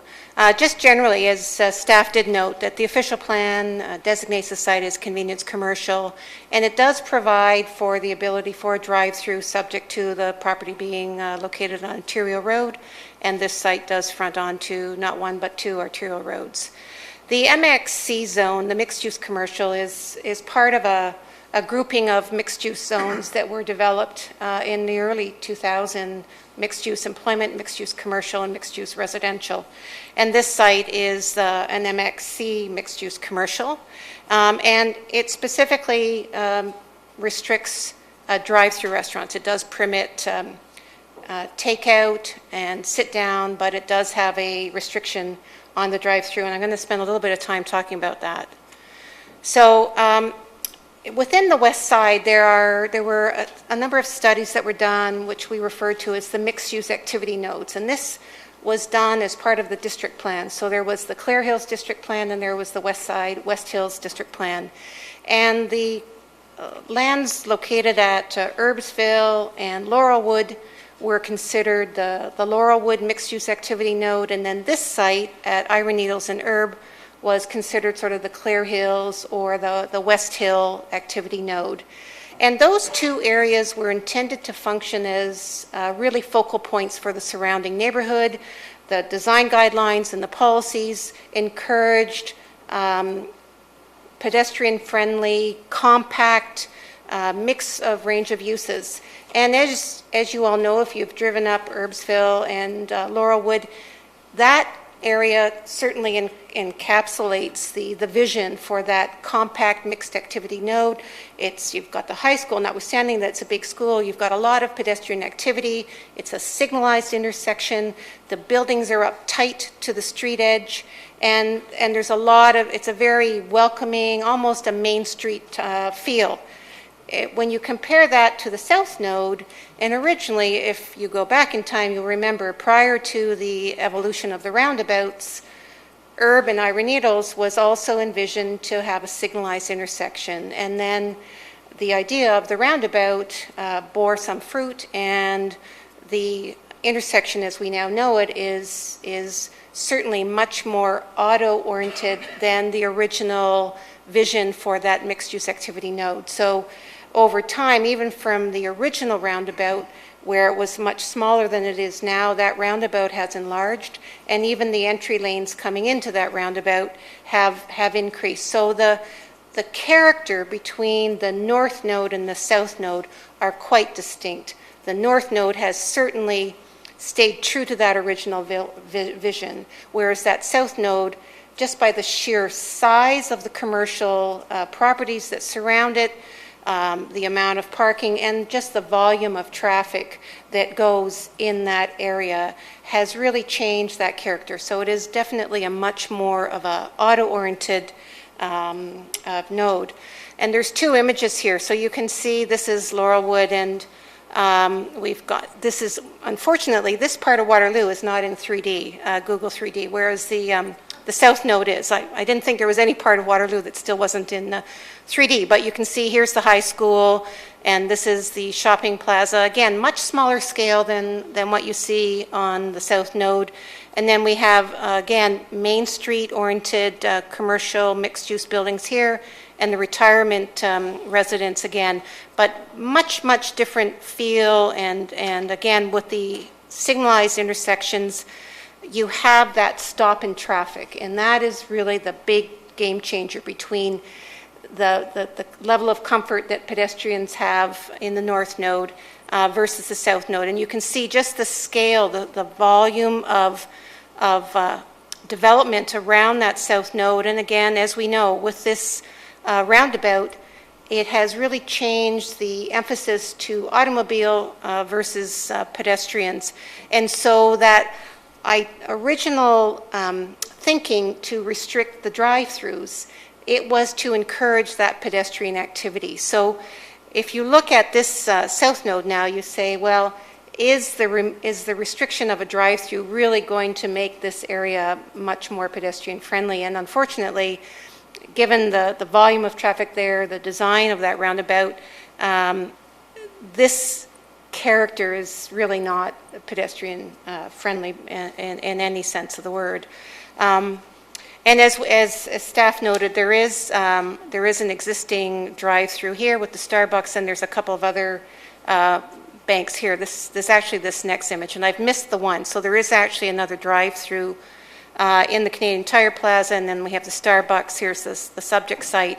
And all the way down the Ira Needles corridor are a series of drive-throughs. And again, the reason that those drive-throughs have gravitated to this corridor is that it has a high volume of traffic, and those uses are trying to capture that traffic that's already traveling up and down Ira Needles and east-west on Erb Street. So the volume of traffic is there, the uses are attracted to there. So that to some extent speaks to the question that Councillor Freeman had, is why is this site an appropriate use for the drive-through? And really, in the simplest terms, this corridor, the Ivory Needles and the Herb Street, are already heavily traveled vehicular arterial roads that move a lot of traffic, and so those types of uses that are going to capitalize on that traffic are going to be interested in locating here. I want to spend a little bit more time just talking about the other amendments that are being requested here. We've heard a lot of discussion on the drive-through, but what you see on this site plan, there's two sets of blue lines here, and that is the setbacks. So there's I think it's a 2 meter and a 4 meters, at a 2 and a 4 and a 6. And that is what we refer to as the street line build out. So the buildings are supposed to fall within, between those two sets of property line setbacks. And you can see from the shape of the building here that only this small little corner of the building actually falls within that street line setback. So that is why one of the requests of the zoning application is to seek relief from that regulation. And the purpose of, if we go to the intent of that regulation, it's to ensure that buildings are sited close to the street edge and that the parking is in behind. So if we had a longer building here, the intent would be to have it facing Herb or facing Ivory Needles, rather than having the building at the back of the site and the parking lot out in front. So that was really to try and pull the buildings along the street edge, create a more of an urban streetscape. So that's really the intent. And as you can see here, because of the curvature of the site here, the challenge of trying to fit that building so that it would fall within that street line build out. So that's really graphically trying to explain the nature of that requested amendment. And then the third one is to allow for a slight reduction in the minimum building height of 5.5 meters to allow for a minimum height of 5 meters. And just to touch on a few of the questions that were raised by some of the councillors to staff, the stacking, the city's design guidelines recommend a minimum stacking of 10 to 13 spaces. This configuration allows for 17 parking spaces within the Phase 2 lands themselves, so it does provide additional stacking capacity over and above what the city requires. And again, there's a very long driveway that comes in over the Phase 1 land, so that would allow for additional stacking capacity during those busy peak times. So it would certainly more than satisfy the city's recommended minimum stacking. The other point I want to make is that given the size of this restaurant, it's quite small. A restaurant of that size under the bylaw would only require 14 parking spaces, and there's 36 parking spaces. So there's actually 3 times the parking, and while some people must say, why are we encouraging that? But because of the site and the busyness of those streets, it was very important to ensure that there could be additional parking provided. Because there is not any ability to park along Herb or Ivory Needles, we want to make sure that there's actually additional capacity for those times when the restaurant is particularly busy. And yes, there is a drive-through, and that will certainly provide a focus during the morning and afternoon peaks, probably more in the morning. But there will still be sit-down, and the intent of having that restaurant here is that we'll still provide a meeting place. I'm sure many of you frequent Tim Hortons, and so there's always busy activity going on in the restaurant, and so it will still provide that opportunity for both sit-down and the drive-through, certainly during the off-peak. And again, as staff mentioned, one of the messages we heard from council last time was to ensure that there was a clear separation between pedestrian movements and the vehicular movements. And with the direction from not just Waterloo, but many municipalities to put the drive-through and the parking in behind the buildings rather than the more conventional way was where the drive-through was always on the outside of the building and the pedestrian activity was on the inside. We've had to flip that model around. So if we're having the parking and the drive-through in behind the building in the interior of the site, then it's important that we provide a clear separation and bring the pedestrian activity around the outside of the site and again along here and outside. And that's really to try and minimize conflict points between pedestrians and vehicles. So that's, again, those are site plan matters, but I think it's important in the context of this zoning amendment that council understands how we've gone back and took those comments from the last application and I've tried to address those. So I think I've tried to go through this fairly quickly. And in summary, the zoning application does conform to the official plan policies. It is an auto-oriented commercial area, and this is the appropriate type of use for this location. So that's the end of my presentation, and I'd be pleased to answer any questions. Thank you. Thank you. Councillor Freeman has a question. Through you, Chair Feith. Have you folks looked at the two traffic counts between the differences between those two nodes, since you believe that they are substantially different in terms of their usage? Because when I look at this, I look at the density of this building, the close proximity of the residential neighborhood, the immediate residential neighborhood that's across the street in terms of the co-op, and it appears to me that there is a substantial opportunity for pedestrian realm. So I would like to see more information to demonstrate that the only way to get to this site is by car.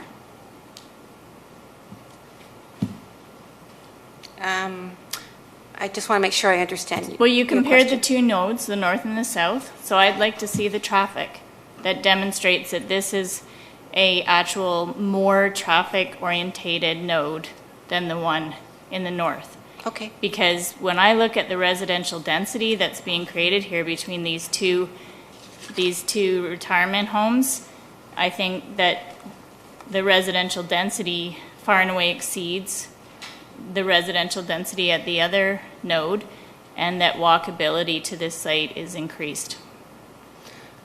Okay, we'll look into that. I can tell you that Laurelwood is certainly not a major arterial road. Certainly the volumes of traffic at that intersection are less, but we can get the traffic counts and we'll look into that. That would be contrary to what we were told when the MAC application came to this council. The other question I have is probably for staff. It's still around traffic, because the extended concrete barriers that are here prevent access, easy access into this site. If you go about the roundabout and you want to come back at this site so if you're headed southbound or northbound on Iron Needles, you can't really just go about the roundabout and then get back into this site like you can if you're headed westbound on Herb Street.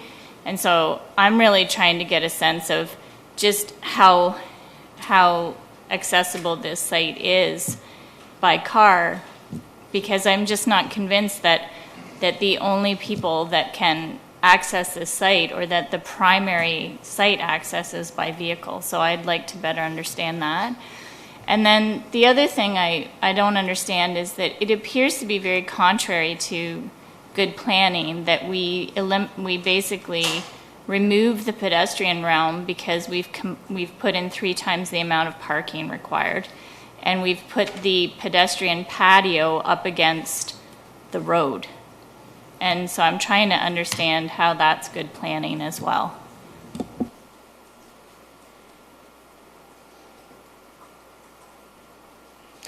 I don't think, and if I intimated this, that the only or the primary means of access to this site is through vehicles. That's not that. Well, there's still plenty of opportunity to access this site for pedestrians. So if that was the impression I gave, that certainly wasn't what I was trying to convey. Thank you. Mayor Jaworski. Thank you, through the chair. On this diagram here, on the site design plan here, Carol, the multi-use trail, you can kind of see it faint in there. Can you describe Right to me? here? No, the multi-use trail that's existing on Ira Needles on the left-hand side there. So it comes past the building. I'm trying to maybe refresh my memory or describe to me how that might work around there. And I think maybe it actually just ends right at the point of the building as the crosswalk appears. Is there a multi-use trail along Herb Street? Do you recall? I don't think so. Are you talking about the sidewalk along? Yes, yeah. So there's a sidewalk there. I know there's a multi-use trail on no, the... No, that sidewalk is there. Yeah. I have a colored image of that site plan if I can quickly put it on, and I think That'd that might, Thanks. I didn't, it was 22 megabytes, so I couldn't send it to you. So if you want it.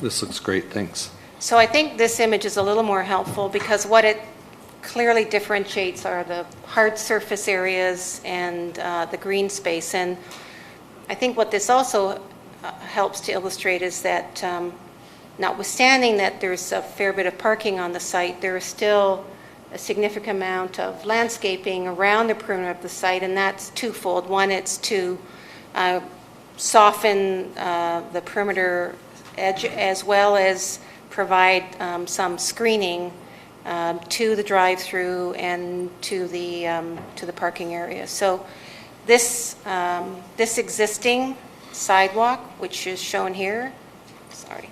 Yeah, I think that's actually a multi-use trail at that point. That's a asphalt, very large one. Right. So it will. That's not going to be altered. It will continue in that existing location.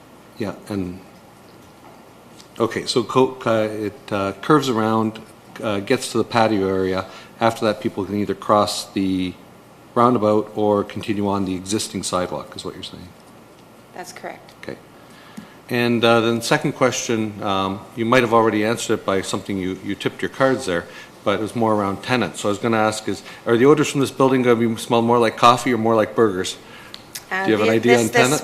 This will be a coffee smelling tenant. And I will tell you that all of the inquiries to date on this property have all been through for various drive-through uses. There hasn't been any other type of interest in this site. And part of it is it's a relatively small site, so to try and accommodate a multi-tenant building similar to the one across the street, there's, again, a limited amount of parking that you can put in there, and that also limits the types of tenants that would be attracted to it. So it's a relatively small building, but because of its location at a very busy, I'll say, intersection roundabout, we wanted to ensure that there was sufficient space on site to accommodate the peak hours. Thank you. Councillor Henry. Thank you, Chair Veith. And I appreciate this diagram because I think you're right, the hardscape versus the landscape sort of helps to really show some pathways. I'm not very familiar with the seniors apartment, other than obviously I see it as I head by on the bus.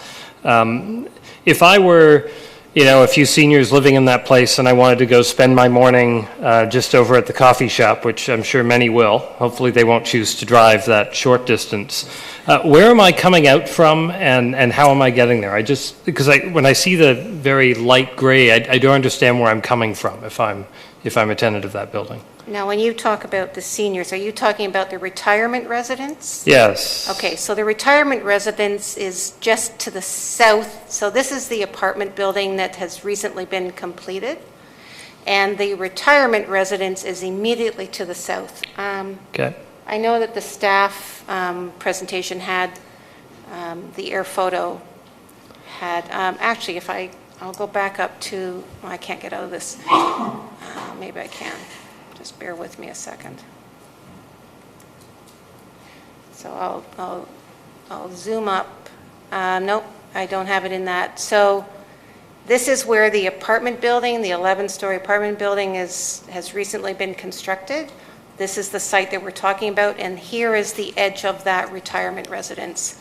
So they would, I'll just go back to they would continue along the sidewalk that's along here. So the building is just, as I said, to the south of here. They would walk along this sidewalk, or they can walk along West Hill Drive. They can come up along here, and they can walk along this sidewalk and along to get to here. Okay, and I know at this point, I know we're dabbling in site plan matters, but it wouldn't surprise me if the eventual formal, staff report contained direction to site plan given this was a matter of interest in the past. And I suppose the reason I was confused was because looking at this concrete pathway, as Trevor had explained, let's go around the drive-through, and I didn't know how it was being fed with people, right? I mean, so I guess I was just trying to place it on the other side, because I'd look at a desire line straight across to the door, notwithstanding the berm. So I was just confused where that sidewalk was pulling people from. They can't actually go straight through because this building is here. Well, and I mean the concrete pathway through your site, through the phase 2, empties into what looks like the sidewall of a building. So this site, yeah, that feeds directly to the entrance to the apartment building. Okay, yeah, that's what I was just, because you were saying the sidewalk on the road, so I was just trying to connect the two lines. And I suppose the reason I wonder is because on the renderings that I saw, the street-facing single door that we see up by the corner had the label exit only on it, which I know I've seen this in Tim's models, where one is sort of a throughput of folks. And so that didn't feel as much like an entrance to me that was solved by that direct line. So my desire line goes straight to that. The main entrance is right here, Councillor Henry. Yeah, so my desire line still crosses whether or not it goes around there. So I just, that's a matter I'm going to be curious about to make sure that we're not creating something that causes the same problem we were trying to solve, and that we found a way to solve the problem should council end up supporting any recommendation that comes through. Okay, and that's all I have at this point. There's lots of other things that are being requested that I'm sure we'll get the pleasure of reading later in the process. Thank you. Are there any more questions? Seeing none. Is there anyone else? Thank you, Ms. Do you want me to leave these up? Let me see if there's any more delegations. Is there anybody else present that would like to speak to this? I guess not. No. Okay. Since there are no more delegations, the informal public meeting is now concluded. Staff will review the issues and provide further reporting to council at a later date. Thank you, everyone, for your questions. Okay. There's no consideration of notice of motion. There's no notice of motion. No communications or correspondence, and no regional information and correspondence. No. Is there any unfinished business? Councillor Durrell.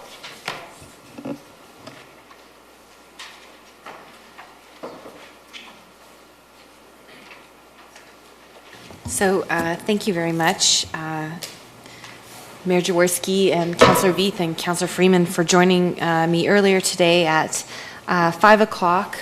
After speaking to many business owners, we decided to hold a press conference, a news conference, to talk a little bit about what is going on in King Street. And I was going to read the statement that I read there today. So we're here because we believe it's turned into a nightmare for businesses. 3 summers of construction with delays, followed by more delays, have left uptown business owners frustrated, vulnerable, and angry. We were prepared to pay a price for the new LRT infrastructure and the much-needed streetscape. We knew that these changes would be good for us, and we bought into the plan for disruption in phases. But now we feel that we're being taken advantage of, and the construction feels unending. The current project, the King Street project, managed by the region of Waterloo, has been fraught with delays, construction sites with more machines than people, and access to businesses that can best be described as rudimentary. All this boils down to a shocking lack of respect for our uptown business owners and our citizens. As it stands today, a new construction schedule has been announced. The new timelines for King between Erb and Bridgeport went from 14 weeks of construction and road closures to 24.5 weeks. The new timeline is an increase of nearly 175% over the original schedule. How can a small independent business owner be expected to prepare for that? Nearly 25% of the project is now being deferred until 2018, and that has moved the rest of King Street construction to 2019. That'll be 5 summers in a row of construction.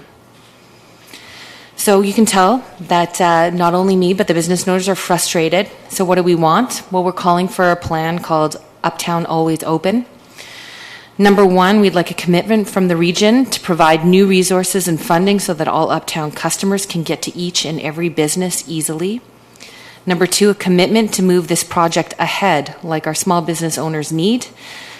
They all work 7 days a week. That's our expectation for the construction crews. They don't quit at 5 p.m. on Friday. That's our expectation for the construction crews. Number 3 is we're calling for all construction projects in Uptown to be reevaluated. I should say road construction projects. And I'm supporting, and I hope this council will work with me on this, and encouraging a full moratorium on all road construction in Uptown for the year of 2018. We say let Uptown breathe. We all believe in a vibrant and active Uptown core, but after 3 years, we're vulnerable. The region of Waterloo needs to hear this and take a step back on construction in 2018. We also want to see the region fight for us to get this project managed properly and back on track. Thank you. Thank you, Councillor Durrell. Is there any discussion or comments? Okay. Any more unfinished business? New business? Questions? How about adjournment? Councillor Whaley, Councillor Freeman, all in favor? Thank you. This meeting is adjourned. And we now have a special council meeting. And the mayor wants his chair back. Yeah. It's not our normal 10-second one. Good evening, everyone, and welcome to the special council meeting of City of Waterloo. Monday,